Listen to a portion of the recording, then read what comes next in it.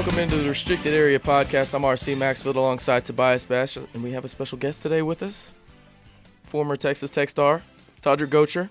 How you doing today, man? Good, man. How you doing? Glad to be here. Yeah, I'm glad you're wearing those pants right now. Yeah. For the people that can see on Facebook, this man is wearing yellow golf shorts right now, and I love every aspect of it. Some people can't pull that off. No, I'm one of them. I'm one of them. I couldn't pull it off, but he's pulling it off fine right now. That's not my thing. Like, if I wore those, I would be, like, chastised right now in this place. But it's fine.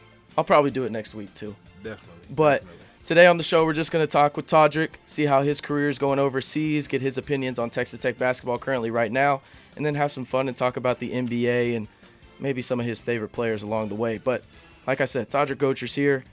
We're going to start with the college career.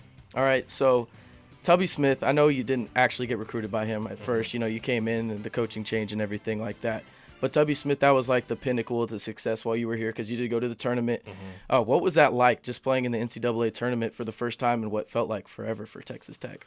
Man, it was definitely a blessing for the school to get basketball back on the scene. It's been a while, like you said. Tubby Smith did a great job turning the program around. And what's crazy, Chris Beard actually recruited me to Tech my first year. Then he left, so I did not know that. Complete full circle. So it's crazy.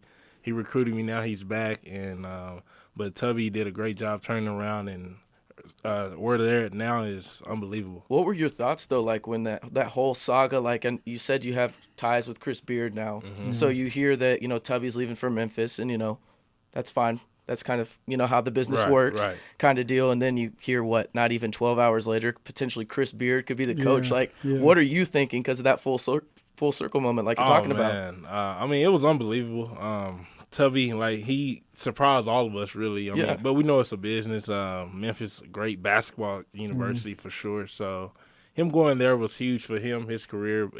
Obviously, it didn't plan out the way he wanted it to, but it was good. And actually, when Chris Beard was getting hired, Kirby Holcutt, the AD, contacted me because I got recruited by him and I know him very well. So he asked me my opinions about him, and I gave him my honest opinion, and look where they are now. So it's unbelievable. So what Toddrick is saying here, he won't say it himself, but he's the reason that Tech went to the Elite Eight and the championship game because he told Kirby Holcutt to hire Chris Beard. I put that together. I think Tobias did too. He was behind the scenes making everything happen. Yeah, the man with the plan. So really, we're giving all this credit to Kirby Holcutt. We don't need to be doing that. It's Toddrick Gotcher. That's what we need to get the credit for. No, just kidding. I wish, but Kirby's he's such a great AD. You see all sports now are high level, so it's all him right there. I like that how he got the athletes involved too. That's really cool. How he actually contacted y'all, even if you graduated or whatnot. Actually contacted y'all. Most ADs, they won't. It's just, I'm going to hire who I'm going to hire. They're not going to contact the alumni. They'll trust the higher ups at other schools, whatever. Exactly. What was it like playing under Tubby? He has a resume. He has, he's won a national championship. He's won Coach of the Year. He's done a lot of things. So what was it like playing underneath the coach with a big pedigree?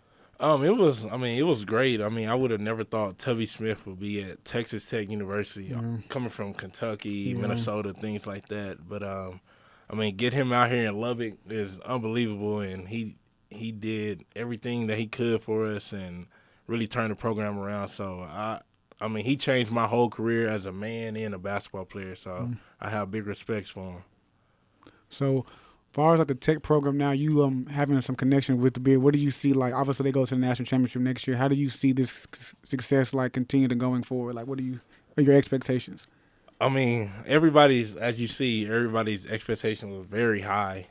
He changed the altitude for Texas Tech basketball, and if it's not Big 12 championship or second place, it's a bust. It seems like for basketball now. So Chris Beard, completely national coach of the year. I think he's the hottest coach out right now. So it's amazing.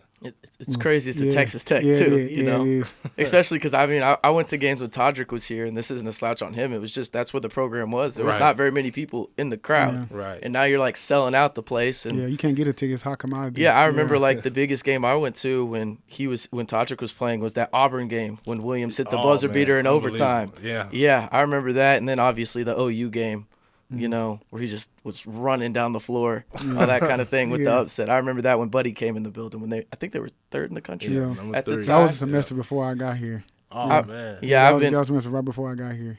That's fine. We didn't need you there. He got the W without you. Yeah, sure. So with all this stuff happening in college basketball, you're seeing Coach Beard, you know, get that big contract. And I won't ask about paying the players or anything, but you see 2 big contracts now with Coach Beard and Calipari. Calipari's coming in here. What do you think that's going to do, particularly for Texas Tech basketball moving forward, just having a household name in Kentucky come in here? But more importantly, I feel like just having that rivalry, you know, that Coach Beard is even in that conversation with Calipari in terms of like he's even with the Calipari names. Yeah, what is that? What do you think that means? I mean, that means a lot for the university, putting us on the map. I remember I read a stat like after the national championship game, we got so many interviews or people trying to apply to Texas Tech University, and I mean nobody.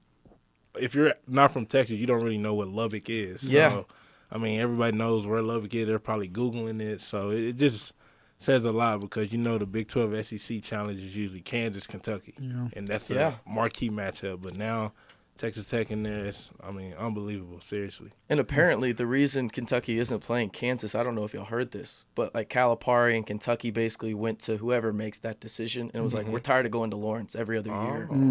So, I mean, you can definitely come to Lubbock every other year if you want. I'm fine with it.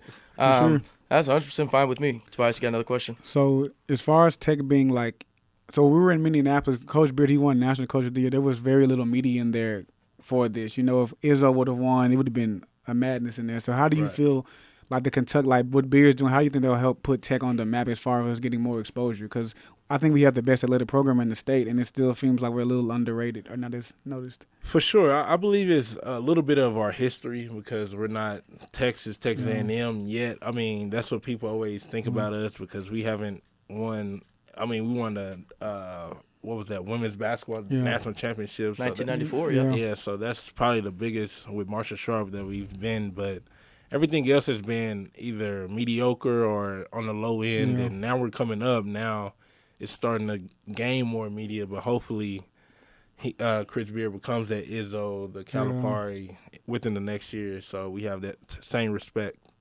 So you go to the national championship game, Elite Eight before that too. Who are some of the players you're looking at coming in this year where you're just like, I got to see him play at least a couple times? Like on the roster right now, maybe it's, you know, you've seen Davide Moretti, obviously, but maybe you're excited about Ramsey or Shannon Jr., who had a birthday today, I believe. Happy birthday to him. But who are some of the guys you're looking forward to seeing play next year after, you know, all these expectations they've accumulated the past 2 years? Definitely. I definitely want to see Ramsey, knowing he's from the Dallas area. Yeah. So, I mean, that was a big – was he our highest recruit? 5-star. Ever. Yeah, 5-star. Yeah, so, I mean, it's big hopes for him, big high expectations for him. And I also would like to see the grad transfers because that's what we're known as now. We get great grad transfers, and they produce well and buy in, which is big. So I'd love to see those guys, too, along on the court.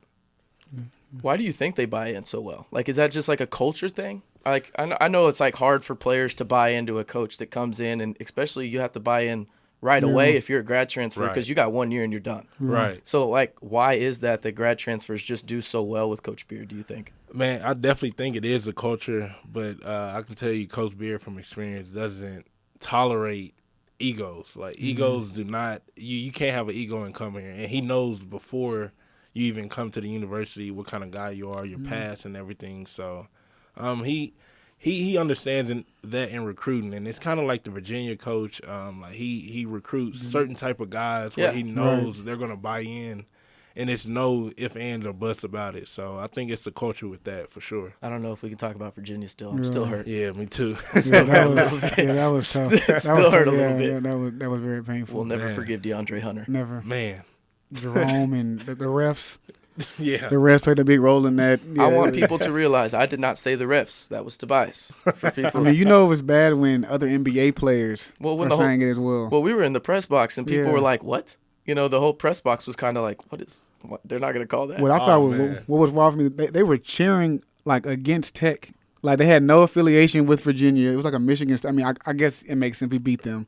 We own Michigan, the state of Michigan this year. But it's just weird when you see them in there cheering Like, just enjoy the game. Well, this is in a press box, yeah, too. Yeah, it's a professional setting, yeah. Yeah, we're sitting in there like, I'm trying not to cheer because, you're not supposed to. Right, you can get kicked out. You're supposed to be non-biased, and then you see this guy next to him like, yes. And I'm like, what is happening? Wow. You're like wearing green. Yeah, What is your problem? If anything, go home. Yeah. Like, why are you here? Like Y'all lost. I loved Minneapolis. Like I want to stay there a little longer too, but I don't want to be next to you if you're going to be doing that. Like, go somewhere else. Man. So Beard, the last 2 years, he's had 2 guys go in the first round, and he's kind of taken, Culver's with a 3-star recruit, and Zaire, he played center in high school at like 6'4" and some change. So how do you think, like, how is he preparing these guys? He's taking these not recruited guys and putting them in the NBA. Oh man, I mean, I knew Jared Culver coming out was unbelievable, and I watched Zaire grow up, being from the same city, but. I think if those 2 guys, if they went to another university, it wouldn't have been the same. I don't think, because of Beard, how much he makes you work out and how much he puts you on a pro system. You have a schedule, what you have to do every day, and when you work out, when you eat, when you drink water. So, I mean, it's unbelievable what he does for the players, and he treats them like pros. He doesn't treat them like little college kids or anything like that. So he treats them to be professionals, and that prepares them for the professional life now. So what I like about him the most is he's a grinder. He always talks about his story and his journey from where he came from to how he got to Tech. I think the players they kind of can reason with him too, because we all go through our own personal struggles and battles. How do you feel that plays a role with the players, even yourself, knowing him as a person? Oh, for sure. I think that's huge, knowing that he's been through a lot. Also, I mean, I think it was for a minute. Every year he changed head coaching positions. And, I mean, living in his car. Yeah, he went to the Final Four and slept in a tub. Yeah, that's crazy to me. And that's him, and he has a whole family, and he's doing those type of things. So you can see the work ethic right there. And players relate to that. They don't like the coaches that want to show off their cars or things like that, but they relate to the struggle, and you buy in also by doing that. Speaking of grinding, going undrafted, 2 pretty big guys here at Texas Tech went undrafted this past year. Matt Mooney, Tyreek Owens. You obviously went undrafted too, so you know what it's like to try and get an NBA look or overseas look. Right. What advice would you give to Tyreek and Matt on their journey to possibly make an NBA team? I know Tyreek signed with the Suns. It looks like he's going to be one of those. I forget the actual. Yeah, it's like Exhibit 10. Exhibit 10. Thank you. Players where he's got to play a certain amount in the G League, and then he'll come up. Right. But Matt hasn't gotten anything yet. What advice would you give to those guys after going undrafted in 2016 like you did? My advice would be you have to know a role. Like, try to be the best at your role. Like Tyreek, he's a shot blocker. He runs the floor, brings energy. So be the best at that right there. And when Matt gets a chance, run the offense, no turnovers, and you have to make open shots. So, I mean, those things right there, I mean, you don't have to do too much in the NBA. It's already guys that do what they do, and you know what they do. So just find a role, and once you play that role well, just keep going and bring the energy every day. There you go. Yeah. I want to move on to what he was doing overseas, because this man just brought up Rome, and I'm stuck here in Lubbock, Texas. And I'm not jealous or anything, but I'm not happy about where he is, and I'm not. Oh, you know, I think that's literally the definition of jealousy, but it's whatever. So you were talking about potentially going to Rome. But you've also played, in the Greek league, the Greek basket league as well. Like, what was your best moment so far playing overseas? You've had 3 stops. What is the best moment you've had so far as a pro? My best moment as a pro has nothing to do with basketball, actually. I played in France 2 years ago, and I got to travel, like, on off days. I traveled 2 hours, go to London. Or just tour London. I went to Rome this past year, and it's funny. I went to the basketball game of the Rome team just to watch because I was there for vacation, and now they're calling. So I'm like, okay, now, I mean, just the traveling part, because I've never thought I'd get a chance to travel the world and do what I love. So that's the biggest thing for me. Nothing even on the court. It's everything off the court, and letting my family also see what we see on TV every day. Speaking of family, newish dad, I would say, right? Yeah. Yes, Congrats sir. on that. Congratulations. Thank you. So my big thing is, obviously you have to move back and forth with the family, I would assume. You're not just, they're not staying in Texas and you're going over there for however many months. They're coming with you. Right. How is that been an adjustment for you, being a dad for like the first time, potentially going overseas and, juggling basketball, being a dad, wanting to travel? Like, what has that been like so far? Man, it's been wonderful. I have to give a shout out to my wife, Kelly. She's at work right now at UMC as a nurse, but she's amazing, but she actually loves her job. So usually what we do for 6 months, she'll stay here in the States. Wow. And work for UMC and do her thing. And then she'll come over and just spend vacation with me wherever we are. So, but it's been amazing. We have our daughter now, and she's been overseas with us for 4 months, and she's 5 months now. So it's been amazing. She travels well, luckily. So we're grateful for that. For sure. I was about to ask that question. I was about to be like, that might be the worst part. Yeah. So where was she born? She was born in Lubbock. So Lubbock? I actually, Okay. in mid-season, I flew back for 3 days, watched the birth. Oh, man. And flew right back. Luckily, jet lag. Yeah, luckily my team and coach let me, because some coaches say, no, absolutely, you can't. If you miss a game, you're done. But I talked to him. I told him, this is non-negotiable. So you can't. That's your first born. Yeah, you have to do it. Yeah, for sure. So like you said, it's non-negotiable. Man, yeah. That jet lag must have killed you though after that. Well, the excitement. He was excited. That's I true. was too excited. That's true. That overcame that, which was great. So I fit right back in as soon as I got back to Greece. There you go. That's definitely like a blessing for your wife. Y'all are separated from each other for some time. She's definitely like strong-willed to even be able to have a child, work, and have a husband. I don't know how many miles it is, but it's thousands of miles. And she was a great athlete herself too. Yes. Yeah, she is. People forget about that. She was a great athlete here. Yeah. So I mean, that's gonna. Yeah. She's got some large shoes to fill. My daughter does, but I don't think y'all are worried about that. Y'all just happy that she's traveling well and healthy. As long as she comes to Tech and she does great things for us. Oh, I like that. Yeah. I'm fine with that too. Yeah. I'll take that as a win. So one thing I want to ask is, you being a pro, what type of mental approach do you go to approaching your games and your season? Because pros they train different, they think different. There's a whole different type of vibe about a pro. So what gets you activated or ready for a game, and how do you approach the game mentally? For sure. It's funny you say that. Chris Beard has this saying, 4-to-1, which is mental to physical, and that's all it is overseas being a pro. Especially in the NBA, overseas it doesn't matter, because if you're not mentally ready, I visualize the game before it happens. I like sitting on the sideline and practicing the plays or how my jump shot is going to look and things like that. So, I just mentally see myself getting a defensive stop, getting the ball, watching the ball go in. Just little things like that, because everybody's athletic in the NBA, overseas. So it's all about who's the smartest, who plays the hardest, and who knows what they're doing on the floor. So I have a totally different approach what I had from overseas and college, and it helped me out so much knowing that. And it's funny, Chris Beard has that same saying. Who's been the best player that you played against overseas? Maybe they don't play in the league. Maybe it's just, you're trying to educate us on global basketball. But who's the best player you've played so far in any league you played in? That's a good question. I have a guy named, you probably don't know him, but his name Keith Langford. He went to Kansas. I remember Keith Langford. He's 36, 35, but he's still a bucket. And, he's unbelievable. It's some NBA guys over there, former NBA guys. It's a Greek 7'3" guy. He just left Sacramento, came to Greece, and played us. He destroyed us. It's it's a different level NBA to overseas. Yeah. But, you see Luka Doncic come over here and don't get Tobias started or me about Luka. Hey, I'm in love with Luka. Me too. We can have an argument about Luka all day. No, Luka's he's great. Listen. Are you a Mavs fan? I am not. Oh, He's okay. Thunder fan. I actually. Oh, whoa, what? So I was a Thunder fan. And then you bounced with Russ. Until I went to Russ. Now I'm a Houston Rockets fan. Apparently. Okay, but you respect Luka.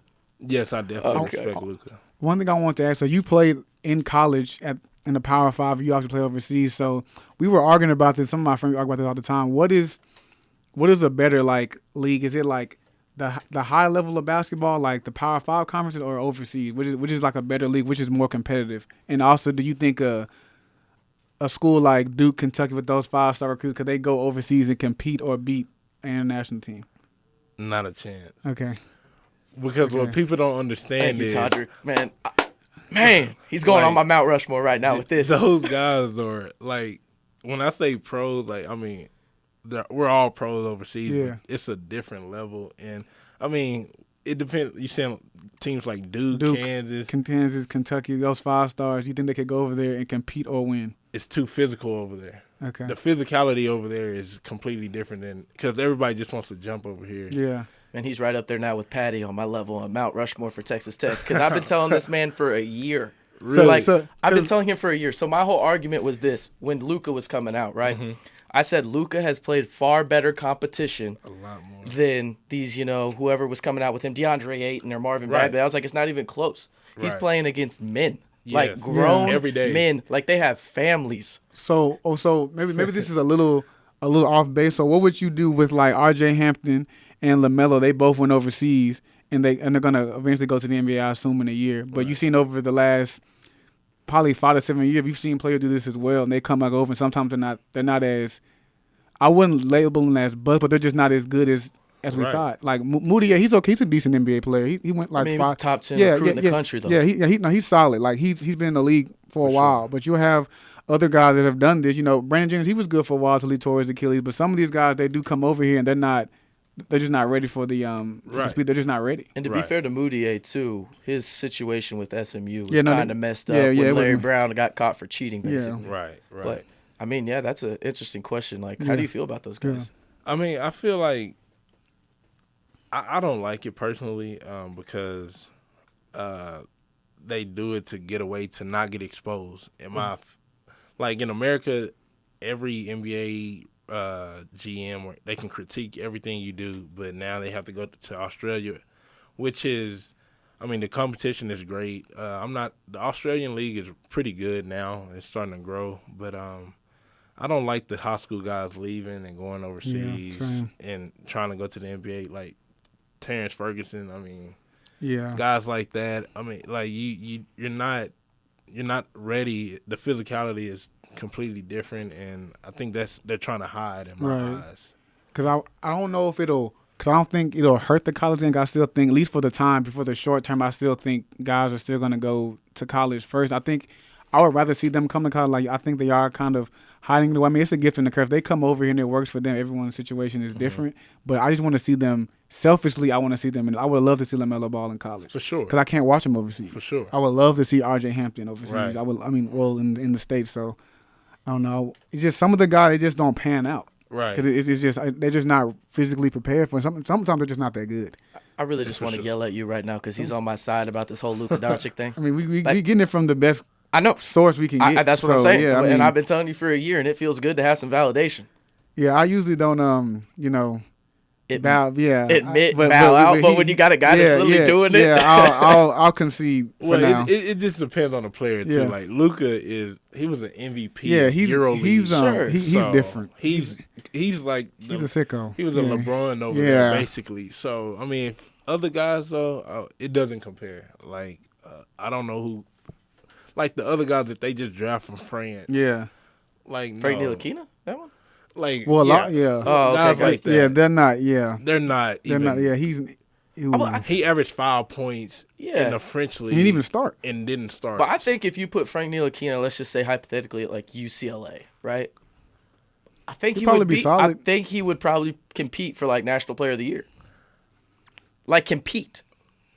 I put him in the Pac-12 for a reason. Yeah. Okay. I put him in the Pac-12 for a reason. Okay. Like you got to remember that. I did not put him in the ACC for a reason. Yeah, that's fair because it's open out there. Like I put him over there because I know the Pac-12 only got 2 people in the tournament this year. Right. Yeah. Like that kind of thing. Like I'm not saying he'd be Zion or Marvin Bagley, that kind of thing, but I think he would be really good here. That's fair. One thing I also want to ask was this is my opinion. I think the USA, we've been dominating the Olympics for years. For sure. But I think that other countries are starting to catch up. I think like Australia and Canada, those two countries for sure. I think they're starting to carry. Could you see the USA potentially getting upset in maybe not this Olympics, definitely not. But as LeBron and these other guys start to retire and get older, so like maybe not this Olympics, but the next one, 2024. Yeah, could you see the Olympics, or could you see the U.S. losing? It would be tough because we fought our ass off. Last Olympics, we scraped by. We won. We fought our ass off. So well, they lost already once. I believe it was to wasn't it Argentina in an Olympics before? Yeah, they they lost to Argentina. It was like 4. I think it was 06. Right? Yeah, they're like that team. They were not good. It was LeBron and they were rookies. They were rookies. Young. Yeah. And I think they will because I mean, like teams like Spain and like you said, Canada, Australia, even Turkey is a little okay now, but they can definitely get upset with the guys that we know right now if they retire. I mean, because the younger generation of the NBA, to me, I don't really think it's as good as the LeBrons, D-Wades, Carmelos, because you have guys like Andrew Wiggins, which we don't like to talk about. I mean, he is Lord. I don't. The younger generation is not that developed to me yet. You played against Wiggins, right? Yes. And Embiid? Now, Embiid is the best player that I've ever played. In college? In college. Wow. So what? That's got me curious now. What's your top 3? Embiid's one. Who's your top 3? He was here with Prime, Yeah, no, I was here that game when Kansas, I think, beat y'all in overtime. Like by game winner. Oh, I mean, Andrew Wiggins picked it up. Yeah, the same thing kind of happened on game day where Graham just kind of threw it off what seemed like the shot clock. Yes. So my top 3 will have to be Buddy Hield, Joel Embiid, and Frank Mason was nice. He was. I mean, NBA wise is different because he's kind of smaller, but in college he knew exactly where he wanted to go. He can get to the bucket whenever he wanted to, and I mean he was just a bucket regardless of how you play him. So I hated seeing Kansas just because I knew they would get like some random 3-star guard that had no business being there, and then they go to the league, and I'm just like, what are you doing? They're really big on transfers too. They make their because he gets 3 5-stars. 2 of them will stay for 3 to 4 years, and they'll have one and done. Yes. And they stay in there, and they're just good every year. He has just a system that he just does every year. Speaking of Kansas, who do you think's better positioned to win the Big 12 this year? Texas Tech or Kansas? I think Texas Tech. Not even trying to be biased. I just see like I've been to their practices. I know they mesh well. Kansas, they're big. They are big this year. But isn't that a bad thing now in college basketball? It's just they're their style. slower. Yeah. But they do play inside out. Yeah. They play legit inside out. They don't. I mean, they get out in transition also, but they're very inside out. So because I think them and West Virginia are the only 2 teams that are going to play like that. Baylor and Texas is too. They got them 2. Well, I mean, West Virginia is going to be a lot better than people think. Yeah, you get a 5-star guy, plus you get to keep Culver. Culver comes back. That's a nice 4-5. Their guard comes back. I think they're going to be better for sure. I think Baylor, that's just the way they run a zone. They just throw up a lot of shots and get offensive rebounds. They just seem to always get this guy that's like 7'4", that's super athletic, and we didn't hear about him until like literally the first game. And a 6'7" power forward that's supposed to be in the NFL who'll just play basketball for 4 years that's and then go over. Texas, they get a top 10 big in the draft every year. Mm-hmm. That's just that thing. Okay, I got to ask you about that too. This is weird to me. Okay, so you know about Shaka, obviously, VCU. Run and gun. Why can he only produce pro centers? Like, why do you think that is? He can't produce anything else. Right. It's weird. Which is weird because he was more up and down at VCU. And, I mean, you can't play that way in the Big 12. I mean, you can't trap. Yeah. The guards are too good. I think the guards are way too good. I mean, you got guys like Frank Mason, Keenan Evans. I mean, they're going to break that trap easily. So I think it's because it's hard to get 5-star guards to play that way. They don't want to trap and they don't want to do that. Like you have an anomaly every now and then. I think Ramsey's anomaly. He wants to get physical, get in your face, play defense. But most 5-star guards, they don't want to press and dive on the floor for loose balls. Like who are you? I'm going to the league in 6 months. I don't want to do that. Doing that for what? Right. Like I think that's what it is. I just think it's funny though, because like, in my opinion, VCU, I can't name any other centers. But it seemed like the center position was completely irrelevant. Yes. Like, they just played like a 3 there, like a Draymond Green type, and they just had like a physical body type. Montrezl Harrell type of guy. Yeah, just place whereas him like he can't really jump, or there's like a really bouncy guy off the bench, and then that guy just goes up and gets rebounds, and then they just run.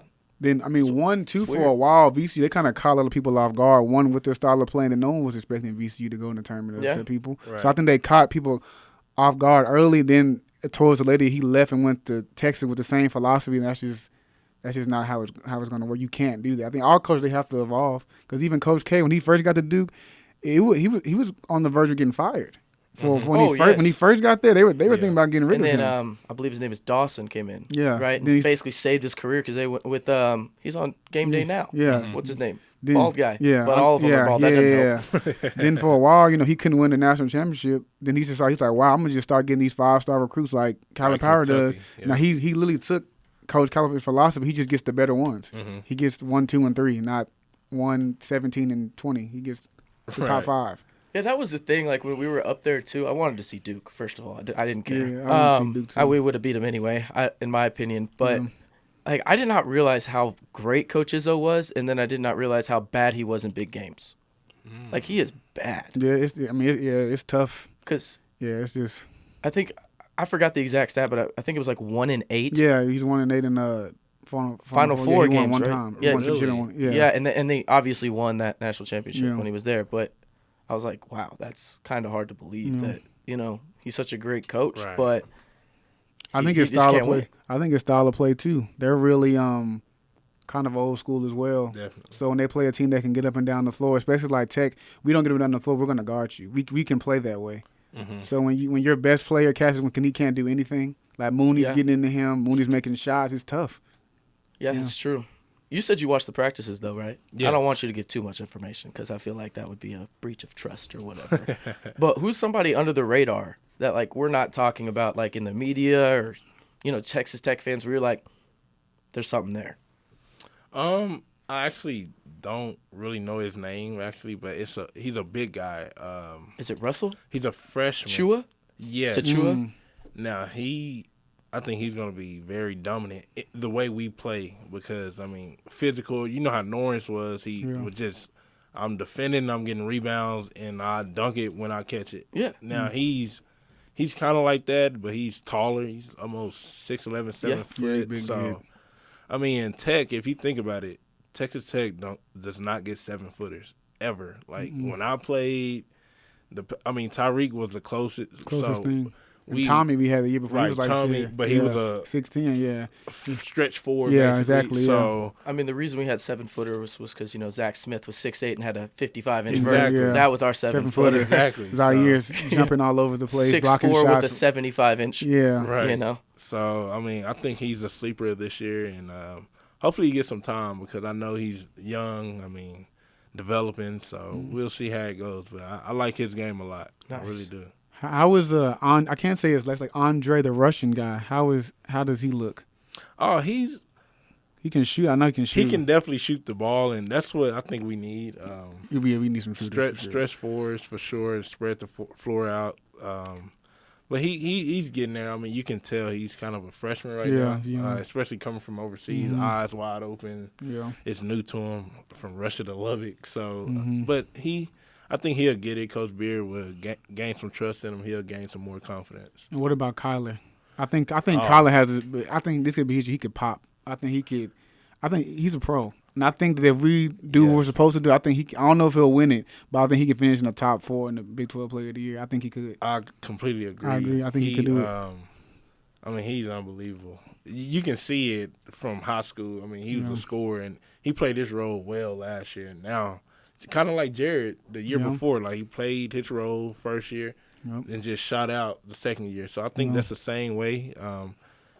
Obviously different games, but I think it can be the same way for sure. I didn't even think of that comp. That's a really good comp.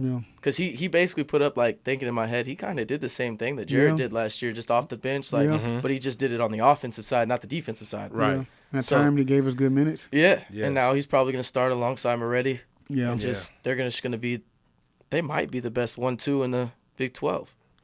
Yeah. Possibly. Yeah. One of the most experienced for sure. Oh, yeah, for sure. Yeah, definitely. Just because you get to go to a championship game. Moretti obviously went to the Elite Eight. And then and he's a sophomore with that kind of experience. Yeah, it was a bold prediction. I don't know if it's going to happen, but I said Kyler could win Big 12 Player of the Year if he stays all 4 years. Yeah. He's got the potential for it. I think, But a lot of things got to go right, as you know, to win a Big 12 Player of the Year. Even, like, compete in that upper echelon, of players. Definitely. All right, so I think we should talk about just like NBA stuff because I need to question him on this. Oklahoma City, he's from Garland, for the people who don't know, but he was a Mavs fan, then he switched to Oklahoma City, correct? And now you're a Houston fan. Houston Rockets. So are you like, we had a guy that used to volunteer with us. You got to stop because you're not a Houston Rocket fan. That is ridiculous. You need to stop that blasphemous thing right now. You are an Oklahoma City Thunder fan. You can go somewhere else now that everybody's gone. I'll give you permission to do that. But, I mean, you didn't have that before. You cannot represent Houston when you do not root for any Houston team. So my question was, how did you end up liking Oklahoma City? Are you just like a play? Do you like players more than a team? I'm more of a player guy Okay. because of the NBA how it is now. That's fair. Everybody's moving. So my team was Westbrook, James Harden, and KD. Ibaka, Kendrick. I'm like, okay. He's great on ESPN, by the way. Great. He's wonderful. Great. He's amazing. Take Ryan Hollins off. And then Bill Walton, they have to go. Okay, Bill Walton is the worst. He is horrible. In the Pac-12, he's the worst commentator. I don't like muting TV. I like listening to the. I have to mute him. You know the guy that works with him gets paid a lot more than everybody else, right? You should. Yeah. He has to sit there with the Yeah, short that's guy. what I'm saying. Yeah. The short guy. Oh, He gets paid a lot more than people He is think. just goodness. And then when UCLA plays, he is just the most biased commentator I've ever heard. And he always talks about how he's friends with Phil Knight from Oregon. Bro, I don't care if you like Nike. Go home. Like, shut up. yes. Like, nobody cares. Oh, okay, yeah. so Oklahoma City. I'm sorry, we digressed there for a second. No problem. So Oklahoma City, that's the team you fell in love with and became a Thunder fan? That's the team I fell in love with, became a Thunder fan. They were close to me. I mean, being from Garland. That is fair. I'll give you that. I mean, they were right there kind of. So then I followed. I was mad at KD when he left. Okay. I wasn't mad at James Harden, though.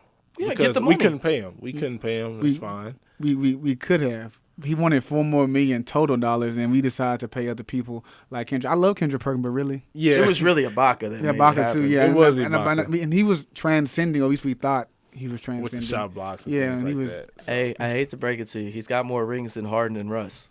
he does, Combined. which hurts. So obviously he's the better player. That's how that works, right? Yeah. Oh, That's how it works, not get right? into that. Yeah. let's not get into That's that. how it Please, works. let's not No? get into that. Oh, Twitter says differently. I'm sorry. Right. That's how right. Twitter works. Okay, so it seems like you're more of a Russ fan. Like you just like gravitated towards Russ of the three.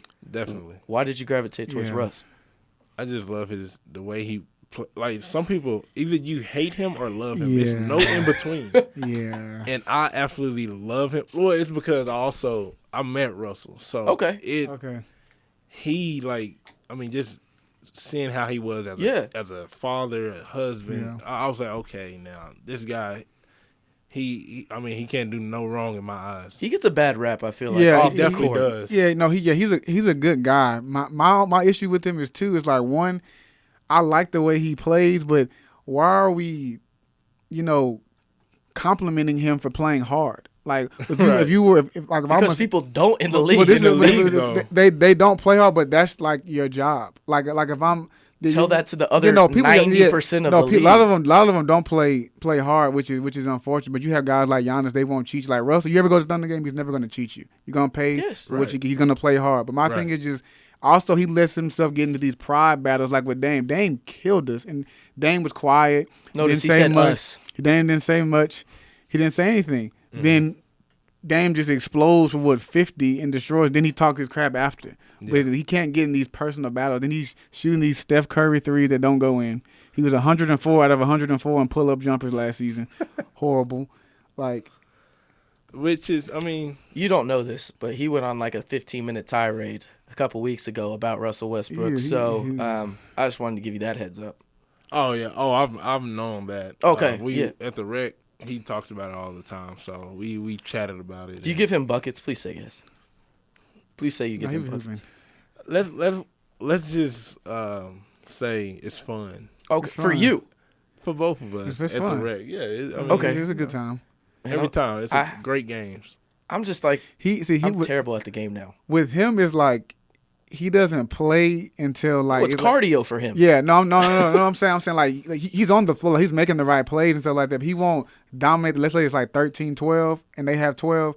Those last four, it's just you can't do anything. That's when I start Because like it's like because you'll be in it. I be trying to tell him you have to make shots, you have to get easy buckets. Then when it's time, it's just time. It's that time, man. It's time to go He just home. hits that watch. And it's just sickening. It's my second player. You just hit the Dame watch. Yeah. Yeah, I'm just there to get some cardio. And to be fair to him, like I would much rather run in a basketball game than on a treadmill. Any day. Easily. Yeah. It's not even comparable. Well, I know, but a lot of people like, oh, I'll just get the treadmill work in real quick. I Like, don't think they even believe that. Let me just go run for a couple minutes. He knows he's better than everybody on the floor. Oh no! Yeah, he's better than everybody on the floor. Stop it. He's better than everybody on the floor. It's a lot of guys. No, they think they're better than me. They challenge, which is fine. That was a key word though that he just said. Think. Okay, think. I mean, but you're the best player on the floor. No, it's funny because because he's not saying much. He's not flamboyant. He's just gonna just sit there. He's having fun. It's a cardio for him. Yes. This is his livelihood. So like they'll go at him like, bro, he's not even really like even doing anything like that. Then it's game point. I'm like, you see, I said, this is what happens when you talk. I was like, see, he was chilling before, right? And it was fun before, but then now this is what you've done, and I've lost games because of that. Last week, for example, I was gonna say last week, Dylan, but I'm going to send this to him too because he know what he did. He LJ, you know what you did. They're probably at the rec right now, and I'm going to send this to them because this is their fault. This is their fault, and it was packed that day. So it was a great day. Yeah, no. He probably didn't get off the floor either. No. Yeah, it must be nice. Like I got to go over to that court over by the indoor soccer court where nobody really plays. If I want to run the court, and then if I feel like just getting 2 games in of cardio, I go to the middle one. Yes. And then the one where the ballers play, i.e., Toddrick himself. We actually had names for those back in the day. Like each court, we had names. Like NBA court was the main one. G League is a far one. No, that was overseas court. The far one. Oh yeah. And it was like G League. Then the first court with a turf foot. Yeah. I forgot it was like NCAA because nobody played on it. And a lot of people don't remember that. I'm glad you brought that back up. There There was 4 courts at one point. Yes. They did not have that, football training facility thing, right? Like there was 4 courts, so you could almost always get a game. Yeah. Whether it was downstairs, you go upstairs, and there was 3 other courts. People forgot about that. But, football had to come in there and do something. It's not like basketball was running the school or anything, but they were. But it's whatever. Okay, so how long are you in Lubbock for? Like, it's the off season. I know that. Like, so do you spend your whole off season here, or do you even go back at all? Like, I know you said something about a contract. You don't have to talk about that if you don't want to. But how is that like? How does that work? So how it works, depending if you go on playoffs or not, you usually get home around early June. Like I got home June 1st this summer, and usually you stay until around August 15th. That's around where most teams start their training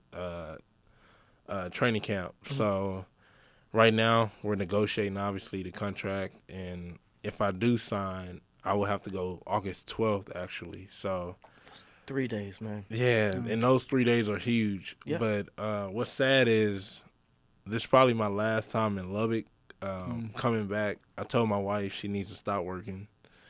Man, she's not convinced. Yeah. But because she loves her job, so we understand. But I'm trying to convince her, especially if you want to stay in Rome. Like, she's like, the places we've been overseas they're great cities, but they're small. I mean, they're nothing like America, but Rome is America. It's Rome. It's Rome. It's not Say America, less. but it's Rome. That's, I mean, that's all you really have to say is it's Rome. Yeah, Rome. Like, that's it. Yeah. You can't spend too many summers in Lubbock. Right. Trust me, I know. I'm on my 5th one. I'm on 8. Yeah. like, It's rough, huh? Because I'm in school, I have to stay here every summer. Me too. So both semesters. So this is 8 summer here. So we're trying to know move what that to Florida. sounds like? It sounds like, he played here for, had to redshirt. Okay, so 5 years. That's 3 too many. Way too many. 3 too many, in my Way opinion. too many. But, man, Rome. What division is that going to be in? First league. Ooh. That's where Brandon Jennings went. That's the team he played for. Wow. Okay, so that's where he went out of high school and played for. That's where he went out of high school. Wow. That same team. That's awesome. So if this happens, And again, people, Rome. Yeah, that's all you really have to say is Rome. It's not even basketball no more. It's just Rome. Yeah, so you can do something different every day. Something fun and new. I mean, I'm from Italy. Like, my family's from Italy, right? And, like, we're from, like, not Rome, but, like, outskirts of it. And, like, my mom has told me, like, if you don't go to Rome, like, I'm just going to disown you. And I was like, okay, well, now I'm trying to get a trip. I might have to go catch a basketball game when a they're playing. game, man. There you go. That sounds like a lot of fun to me. Yeah.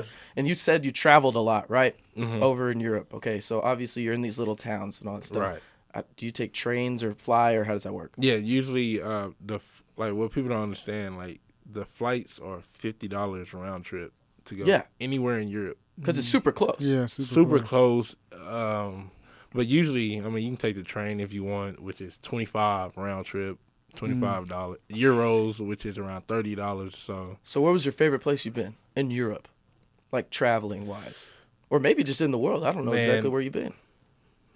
I would say London. London, because London is.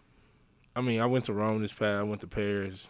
I was like 2 hours away from Paris, so I went to Paris almost every week. But London was just London. I love how casual he just said. I went to Paris every week. Yeah. Just casual, like we're stuck here in Lubbock, Texas. Like, I went to Legoland last weekend. It was cool. I mean, hey, if you can brag about it, do it, man. Humble flex. I'm right there with you. I wish I could, but I mean that's what people like don't understand about overseas basketball. It's like we love what we do, obviously basketball, but the travel is what we enjoy also, almost equally to playing and competing. So, how many games a year on average would you play in this the new team if you actually did? For sure, get to sign with them. So obviously, like guys that play on the EuroLeague or basketball champ, they play around 50 to 60 games because they play 2 games per week. But now, like guys like me, if you don't play on those type of teams, you play 30 games every year, and it sucks because you play every Saturday like football. So That's practice, game, practice all over again. Now you got to think about the game for a whole week. Man, that's the bad part about it. Like if you take a loss, your coach is gonna let you know for that whole week until you win again. So you can't lose 2 or 3 in a row, or that's when players start getting cut, like things like that. So that's when it's not even college at that point, because in college you at least play twice a week. Right. Yeah. Right. Wow. That doesn't sound like much fun, especially on the losing part. Right. I should say losing. Yeah. So on the Rome one, this Rome team, if you did sign, you would be playing around 60 games a year. Is that just regular season, or is that playoffs too? Oh no, this is regular season. This team will play 30 games per year. Okay, awesome. They used to be in the EuroLeague, but they went down. Not enough money. Oh, do they do that too? And like how they do that in soccer? I forgot what that's called. Yes. Like where if you're like the worst team, you go down. It's like you get demoted to the next league. Yeah. The bottom 2 teams move down, and the top 2 teams of the second division move up. I forgot and what it's the Rome called. team was in the second division last year, but they was first place, so they moved up to the first league. There you go. That's awesome. And then does that go to the EuroLeague after that if you win it? Well, you have to buy in. That's the buy-in one. You have to have money for that one. That's why Real Madrid, Barcelona, like guys like that. Gotcha. Okay. So I want to talk about some NBA stuff too. You mentioned a little bit. Okay, so obviously, you're a Houston fan now. I don't like that too much, but it's whatever, being a Dallas Mavericks fan. You're from Garland. I'm just saying, this guy, I make fun of him every day about Houston, doesn't root for a Houston team. It makes no sense to me. Okay, so who are your favorite players in the NBA? Obviously, you said Russell Westbrook is one of them, but like, who are your top 5 favorite players and like kind of why? Top 5, you go Russ, LeBron, Dame. I would say James Harden, and that 5th one is. I love how he shaked his head a little bit when he said James Harden. He was like, I would say because he changed the whole game now, so it's like hard to. But Russell, because I mean, the way he plays, his attitude, everything about him. LeBron, I went to his camp in high school, and I played against LeBron, and that was the highlight of my life. For a while, I was like, okay, I played against LeBron. I've reached. That was my Jordan, basically. It's a peak. Yeah, so he was basically my Jordan growing up. So, I love everything he do. He's the GOAT. Yeah. Agreed. Okay. We all agree on this. Okay, I appreciate that. Basketball's better now. Yeah. It's not the 90s anymore. For sure. Way better. Dame Lillard, the way he plays, what he does, how he handles himself. Did y'all see what CJ got today? Yeah, 100 3 years, $100 million. Yeah. Oh, man. Yeah. CJ, yep, they're staying up there in Portland for a while. I like the two highest backcourts are the Warriors and the Trailblazers. All on the West Coast. Yeah, and they all 3 of the 4 didn't go to Power 5 schools. Yep. And then Washington State's they're not a Power 5. It's a Power 5. They're Power 5. They're not a powerhouse, I'm saying. Right. Yeah, I don't even know the last time Washington State made the tournament. They Right. might have been with Clay. I don't even think they made it. Yeah, they were not good. Yeah. Why did he go to Washington State? Anybody remember why? I don't know. Have y'all heard about how, like, you know how they make fun of Lubbock? Like, why would you go to Lubbock? Right. That's kind of like what Washington State is, except worse. Because there's Really? like, it snows, it's rainy all the time, and it takes forever to get out of there. They don't have an airport.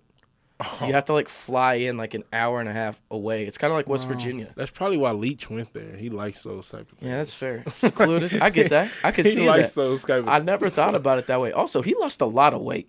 Yeah, he looks good. Yeah. Is there like a ESPN thing about him? Yeah. I need to watch it. There's like a little one. It's not like a 30 for 30 thing, Okay. but it's like a little like E60? like feature. Yeah, like E60 something like that, feature. yeah. Those things are good too. They don't miss on those. They've been to things. tournaments 6 times in their history. Last time they went was 2008. They went 2007, 2008. Was Clay there? No, right? Because he was a sophomore when he left. Yeah, he Yeah. shouldn't have been And there. he got drafted in Yeah. what, 12, 13? Yeah. Yeah. So he ooh, was- Clay's Yeah. only been in the league for 6 years. That can't be right. that's That doesn't feel right. I thought it was like 11. That seems right to me. 11 years. No.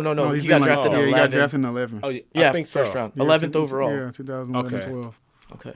I like him, even though he does look like Squidward's house. I like Clay. Clay is just. I met Clay. He's one of the coolest, Really? laid back. I got to when they played the Rockets played the Warriors in Houston Okay. like a few years ago. It was the year before KD came. Mm-hmm. So I got to meet all of them, but Steph.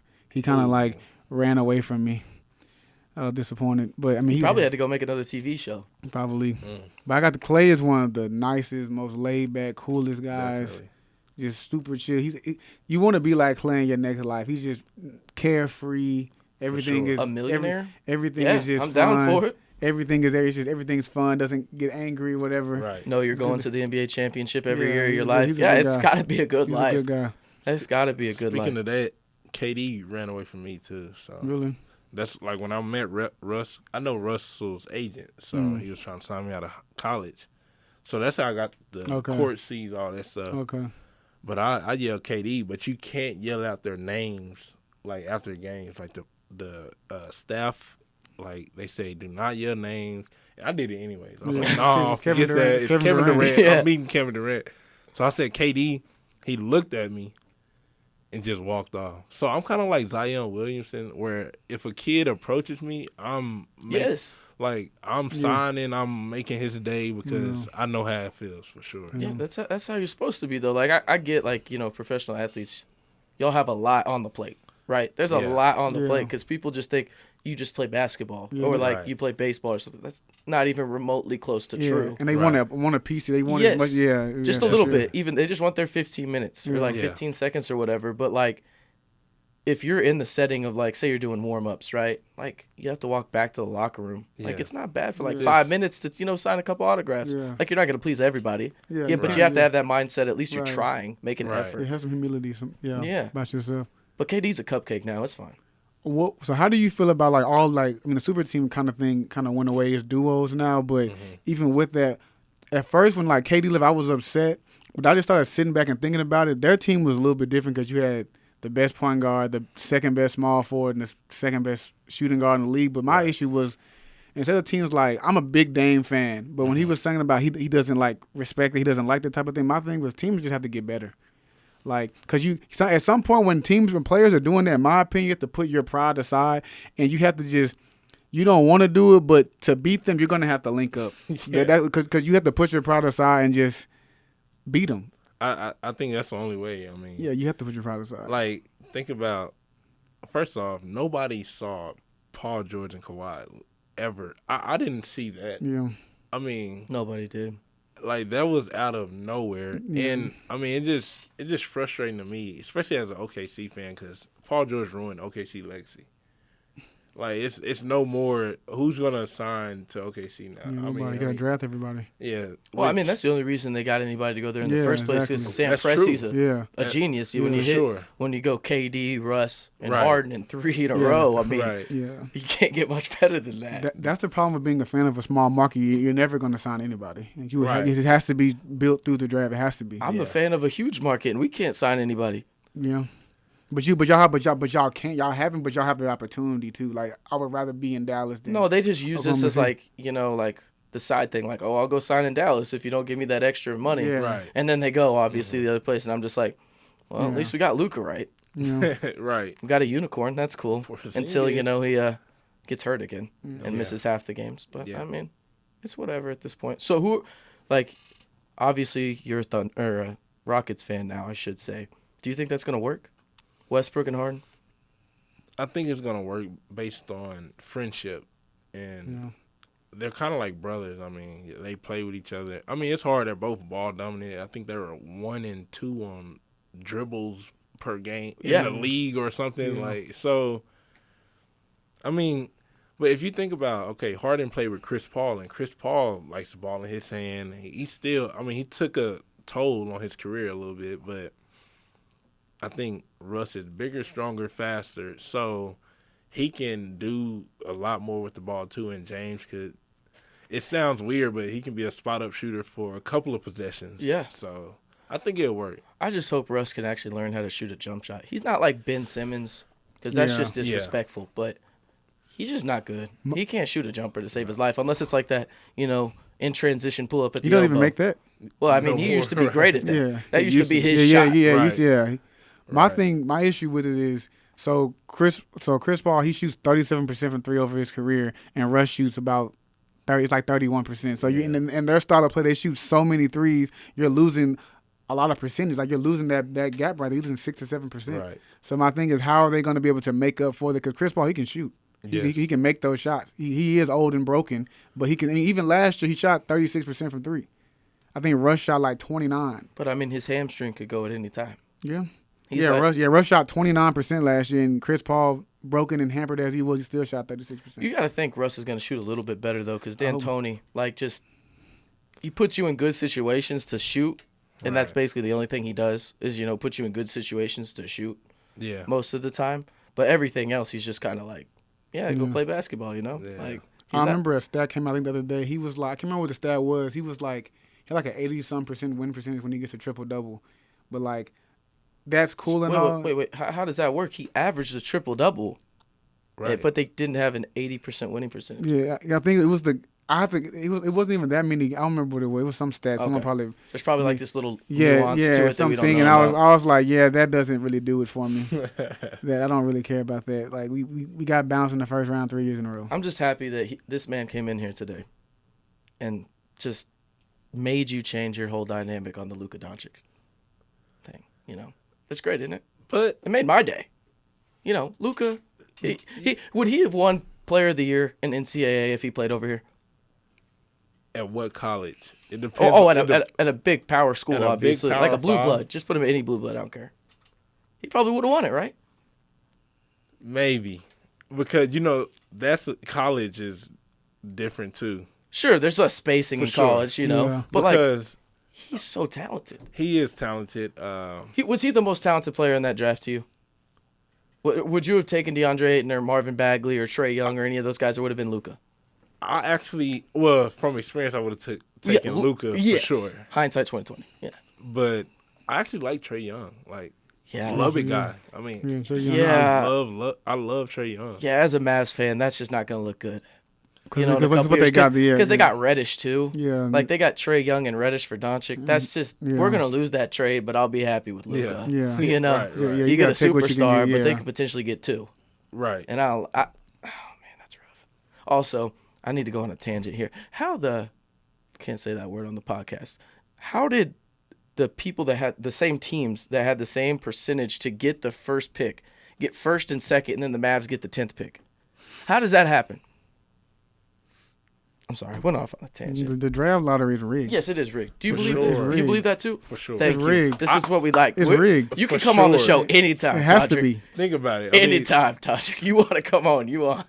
everybody thought Zion was going to New York for sure, and he probably should have. But I don't like him in New Orleans. Though. Well, I like that team. Well, the thing is, Zion going to New Orleans because the NBA knew they were going to lose a star, and they don't want to lose a small market again. And it keeps AD. He cannot go to a big market because they were going to have to give up Kuzma, Alonzo, and Ingram. They said they didn't want to have to give up. Plus the Staples Center, plus Malibu Beach. Yeah, because they said they didn't want to have to give up Kuzma, so they get that fourth pick. It makes it just a lot easier. Like, and you get Zion. Like that's. Yeah, it's definitely rigged. 100%. The Magic they had like a 1 in 66% chance to get Shaq, and they got the first pick. Well, I think the worst one was Penny. Penny was the worst one because they were projected to go 11th. It was because they had the same odds to get Nick Anderson, who they took 11th, as Penny, and like Shaq, remember, had that great rookie year. Right. Yeah. And then they were like, all right, well, we're not going to get anything, and then they jump all the way from 11 to 1. Yeah, because they lost the play-in game, I think, to the Pacers. They were 41-41 to go to the playoff. They lost in the play-in game, so they were the 9th seed in. No, I'm sorry, they were like the 13th. Yeah, they were the 13th. Yeah, they were the 9th seed in the East. Yeah. They went 41-41 that year, and they went from whatever that would have been to the number one. It was like pick. 0.09. Yeah. So not even like a percent. The Bobcats, they won 9 games and won Anthony Davis, and they couldn't. And they get Michael Kidd-Gilchrist. No shoulder Gilchrist. No shoulder. He doesn't have a shoulder. 9 games, and you can't get him. Well, over under. Did they win more than 9 games next year? Bobcat? The Hornets? The Hornets. I'm sorry. They'll probably win 15. They'll win. Yeah. They're bad. No, they're horrible. They're really bad. They're freaking horrible. That's a really bad team. Their best players, Terry Rozier, Malik Monk. They're horrible. But it'll be on a back-to-back. Someone doesn't feel like going to Charlotte. Went out the night before, that type of thing. In Charlotte? They'll be a little, out of Charlotte it. Is nice. Is it? I mean, I know it's no Utah. Like, you can actually get some alcohol in Charlotte, Yeah. Not in, like, Salt Lake City where there's literally no alcohol for, like, until Vegas. Yeah, someone will go out the night before, be a little hungover the night before. They don't feel like playing. Probably miss a quarter. They'll beat a couple of teams. I think that's where we got to end it because we'll go off on a far tangent on this one. But I want to thank Toddrick for coming on the show today. Good luck with that contract. Man, thank you a lot. You know what? And your wife, if I was her, I'd move to Rome too. Yeah, I would move to Rome. Sure. I'm not trying to base her decision off that. But, I hope you do help her out. Rome. That's all we have to say, right? Rome. Period. So for Jared Cassiano running the board for us, again, a huge thank you. Toddrick Gotcher, Tobias Bass, I'm RC Maxfield. Be sure to follow us at KTXT_sports. This will be the last restricted area podcast for a while because we're going to start fantasy football up next week. But thank y'all for listening. We'll be back in October on this one. And again, guys, y'all listen to KTXT 88.1, The Raider. Check y'all next time.